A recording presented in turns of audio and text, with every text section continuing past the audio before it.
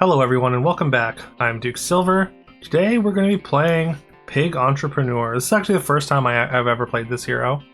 This game is, just like starting with a piggy bank didn't really seem that great, but yeah, I watched some other players play with it and be pretty happy with it. I mean, it's got 3 hero attacks, which makes it kind of a big draw for the early game if you can just get like a hero attack spell onto it. Then that makes it pretty strong early and allows you to kind of take a turn off at some point to get some value out of this piggy bank. So yeah, you start with a 1 extra gold and a piggy bank. That's the entire hero. And piggy bank lets you keep your leftover gold between turns. And for every 6 gold that you have, you basically gain $1 in interest. So yeah, instead of like taking our final rolls, like for the first few turns here, like I'm just gonna leave 1 gold in our shop here, and we're gonna keep that for next turn. That's gonna give us 6 gold on the next turn, allowing us to buy 2 3s if we want to. Even better than a Demon's Deal, I would say. We do see a Talking Frog, and as always, we're gonna flip it over into a free prince, and that's just gonna be a decent chunk of stats. Even on 3.0, I think that's fine. We're just gonna hold 2 gold rather than take another roll and just look at another shop. We get a free win there. Unfortunately, Hameo as Ares is not present in the game, I guess. Considering just taking the spell here, like we don't have a lot of stats, but we do have 2 owls, so I think we're just gonna cast the spell. Like it's gonna give us just a decent amount of stats for 2 gold. It's 2 gold for 6/6, which I guess like it's not a ton. It's basically like buying a free prince, pretty much, without the setup anyhow. And unfortunately, it's not gonna. We don't have quite enough stats to even get the tie there, so we don't get to keep those stats. But we are gonna fire off this new U and get a book mage here, and that makes that's very very nice with our owl here. And we're gonna take the ice ring as well after we triple this owl, which is gonna cast another spell. So we're getting 2 free spells a turn, so we're getting basically free scaling on our golden owl. We are going down characters here. We're actually going to sell these 2 goose. I mean, we could wait to like really get value out of them, but I think we need to put something else on the board. And Puck being there at a convenient 3 gold, leaving us with 6. So we're going to get 1 extra gold next turn. It's just a little bit too good to pass up. And I think Puck's pretty good at this stage in the game. I mean, you want like early. It's better early on in 3, but I think those stars. It's like adding basically an extra 8 attack. So it's like 3 gold for 10 attack. Is how I usually look at it anyways. We're going to pick up another book here, and then we're just going to leave ourselves with 6 gold once again, getting an extra gold next turn. Opponent casts a fireball on us, and does take out our Star Child that we picked, or not Star Child, but sorry, I forgot this one's name. The one that gets an extra power every time you charge a star, and that's going to go really well with our second puck here. You can see our owl starting to accumulate stats pretty well. I don't know if we're gonna get enough attacks to fire off these stars. We miss a couple, but that's fine. We end up with the tie anyhow. That's pretty much what they're there for. We're gonna pick up a dandelion here, so that whenever one of these pucks dies, they're gonna charge an extra star basically, because of the dandelion, and we get another Star Girl? I want to say Star Girl. We get another Star Girl. You can tell I don't play a lot of stars. But we get another Star Girl here. We're not going to be able to play it on board. I just don't think we can cut anything else for it. And it's a little small to start out with. If we can triple this puck or something, then maybe we can find a way to get it onto the board and get some scaling so it combines with the other Star Girl later. I mean, we're definitely not committed to stars. We're basically just using it as a mid-game strategy here, just to make sure we're getting into the late game with a decent health total, and we've been saving up gold here and there, up to 25 right now. There's the actual Star Child, the what do you call it? Not the Star Girl, which I misnamed earlier. And actually, Star Child works pretty well with the piggy bank because like you're leaving leftover gold anyways. I really consider taking the Crystal Sage, but like we only have a couple of mages, and I don't think we're going to be like a mage build.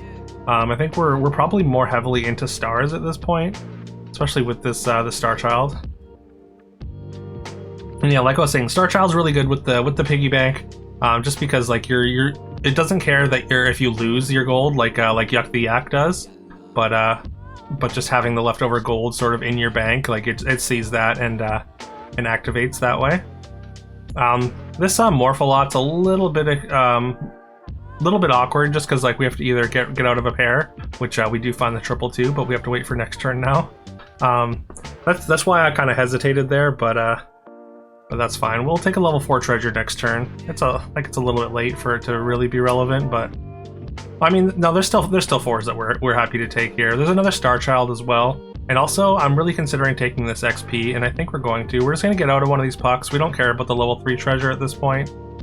And yeah, I think before we pass the turn, we are gonna take the Star Child. We do it just at the last second there. That's definitely gonna be better than the second puck, anyways.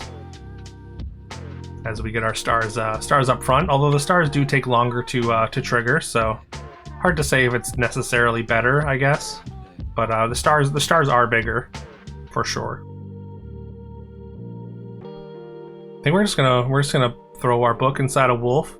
So if we see other wolves that are the things that we want a wolf, we can maybe potentially build into a golden wolf situation. Now that we're on 6, though, we are gonna be happily spending all our gold and basically trying to get into a comp here. I mean, we do have the basis for a stars comp. I mean, there's the Dark Twig, which we could just jam, but I decided not to this time. I know if you saw my video yesterday, I did do that, and like honestly, I think that's perfectly defensible to just jam the Dark Twig on the board there. But I think we had a couple other plans that we're kind of doing, and like I said yesterday, I've been playing a lot of stealth just because like that's kind of just what's winning for me. And it feels like it's just extremely linear and kind of easy to get wins with. So not taking the twig there was more so I don't really want to play stealth this game rather than it not being good enough there. And yeah, we took a legendary spell book and we put it on our Star Child. We're just trying to use our spell treasures to scale up this Star Child, and hopefully like an Oberon or something later. As of course the stars that Star Child does charge are equal to his power, so those stars are going to be very large, and we also get an extra run with Dandelion, so that's really nice. Again, it's just gonna help us kind of bully any comps that aren't playing a lot of units. Ones that we don't take out before the stars fire off, that is. And we get to combine our Star Child, which is fantastic. I think we're gonna take the Poison Tree. I think we're done with our piggy bank now, so we're gonna just gonna get out of that. That's gonna give us a spell every turn, and it's also gonna be a scam spell. So we've got a couple different ways to kind of make use of the 1 toughness on an enemy's board on an enemy character. Like, I mean, of course, our golden book mage could just cast like a blizzard. Or we've got all these stars, although the stars are pretty formidable at this point. We've also picked up an Oberon, which honestly, this spell book that's on the Star Child, that should be on the Oberon. I think you just get more bang for your buck on the Oberon overall, especially if we find other ways to charge stars.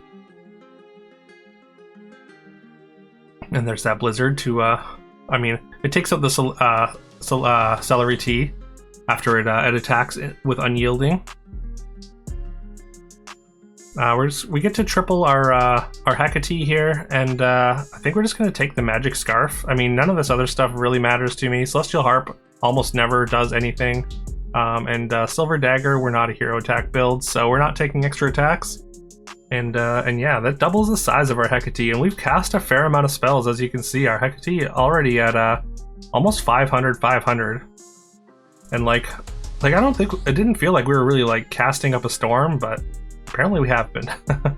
And yeah, again, this spell book should be on Oberon, but yeah, we're gonna be still incentivized to keep casting those spells with the spell book to both grow our large Hecate and also whatever we have that spell book on. And because we have this double aura treasure, I think we want to take this Nocturne. It just allows us to keep charging stars. Star Girl's kind of run its course. It is a big ranged character, but it's just so fragile. And like, I think in this game, like a character that has a lot of attack and no toughness just is not worth even running. There's just too many ways to deal with it. Like, I mean, like lightning bolts or stars or whatever. Just make it way too easy to knock them out without them doing a ton. And also, there's a lot of unyielding and range in the game, so they just trade really favorably there.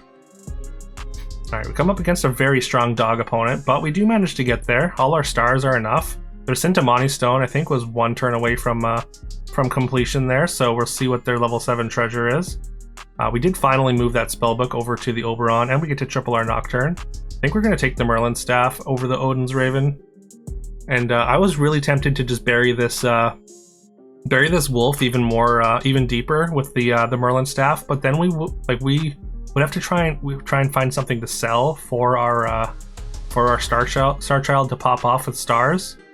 But like, I was really tempted to just fire it off. Like, maybe we could get out of the Owl Apprentice. It's pretty big, but like maybe that would have been a good play. But eventually, I just decided against it. We're just gonna cast a couple enhancement spells there and just let that be good enough.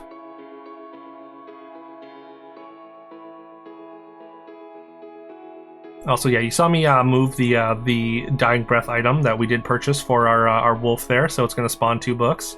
I mean, of course, you want to move it over and put it on the fresh wolf if you're going to wolf again. All right, an opponent has gotten a pretty big power spike. They got an Excalibur out of their Sintamani Stone, or Cinnamon Stone, if you will. So that ended up being quite powerful, having the 500 extra attack on their ranged narrow there, and also being able to add. I think they added another dog to their board at least. So yeah, we do have to figure out a way to beat up on the dogs. We basically, if we can just get our Oberon big enough, then they're not playing extra bodies. They do get a lot of stats from the good boy though, but if we can get our Oberon big enough, then our stars can kind of just knock all their characters out. Although they have switched into Savitri as well, so they're gonna get extra. They're gonna get an extra life if we can even knock them down here. And yeah, our stars aren't quite good enough here. The good boy plus narrow stats are just a little bit too much. We're gonna look at a shop full of spells and just we're casting all the attack spells on Oberon. I think we can cut the Princess Titania for the second Oberon. Actually, no, I think the Titania is probably better. Like allowing us to overcharge our stars with with slays from Nocturne, as well as the initial stars that we get from our Star Child. I think getting more of those anyways is probably better than adding an extra 20 attack with the Oberon. So I think I make the switch at the end of turn here. I definitely should. If I didn't in hindsight, that was incorrect. Yeah, I didn't make the switch. Okay, I feel like that was definitely incorrect. Also, yeah, we did bring in Celery Tea the last turn. Even though it was smaller than the Apprentice Owl, being able to hit one of the good boys is just, I think, way too good. It's way better than just having an extra 100. We want to be able to prevent their good boy or hurting dog stats from going onto the rest of their board. Unfortunately, we didn't hit it last turn, and our stars weren't quite enough, and we did drop down to 2, so things are getting a little bit sketchy. We did lock and cast a Circe's Cup there, though, which did hit the good boy. Actually, our Poison Apple, Circe's Cup, and our Celery Tea all hit the good boy there. But so we only scammed the one thing, but that is enough for us to get the win there. As well as I think bringing in the correct piece over the second Oberon. We're bringing in the Titania over the second Oberon. I think was correct and probably enhanced our power quite a bit. We got to triple our Oberon there, which is make him quite large, and we get to pick up a Symbol of Unity with a Purple Puff in the shop. So basically, any Dying Breaths you put in front of Purple Puff with Symbol of Unity is going to get doubled.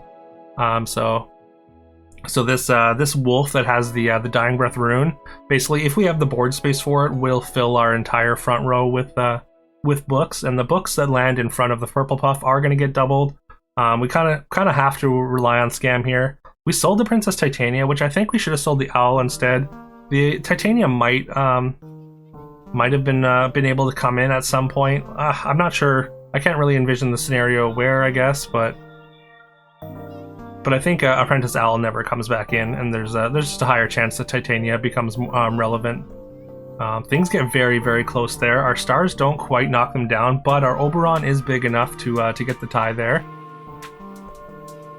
Basically, at this point, I think we would replace our Nocturne with a Merlin, just to increase our spell scam.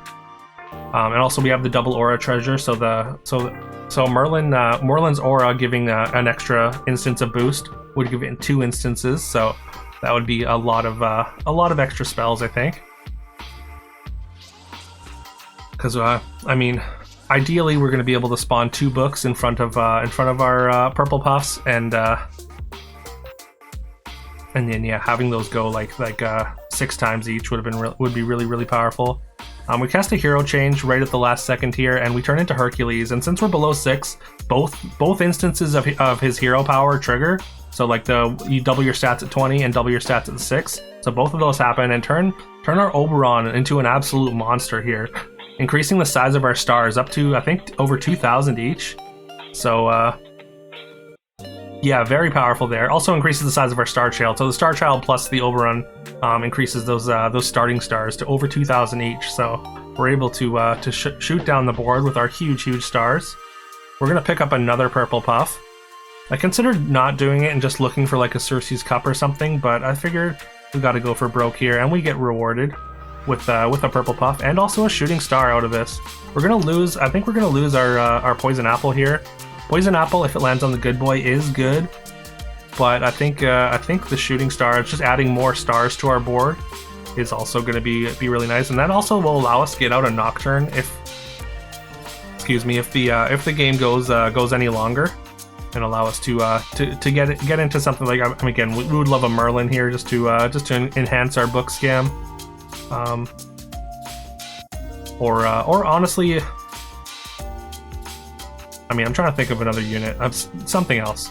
Something else would be good, potentially. Maybe even just like another purple puff there. But yeah, we get a really good run out. We get all our books in the front row once again, and yeah, our stars also help machine gun down the large enemy dog board, and we get the win. I mean, Symbol of Unity feels a little scummy. Like, I feel like that really needs to go to level 7. It's kind of the round table effect. Like, I don't know if any of you played early Storybook Brawl. Round Table was a level 6 treasure, and like you just always take it and then build into treants. Symbol of Unity kind of feels the same way, where if you see it, you just take it and then you build into the I win board with purple puffs and scams, or purple puffs and books and Merlins, and you just scam opponents out. And I mean, of course, like there's like the boost comp Symbol of Unity boards that get even more absurd. But yeah, you don't really need a ton to make it very good. As you saw there, all I had was a purple puff and some books, and with no other enhancements, no boost item, no nothing. And it was just enough there. But yeah, well, I mean, I think the stars might have gotten it done. Our stars were so huge, like they're like over 2,000 each. The stars again might have been enough to take down the board even without the scam. So, like, I guess we'll never know. But I think we were doing a good job attacking from 2 different angles there. But yeah, let me know if you enjoyed this. Please leave a like, comment, subscribe. I would very much appreciate that. I hope you all have a great rest of your day, and I will see you tomorrow.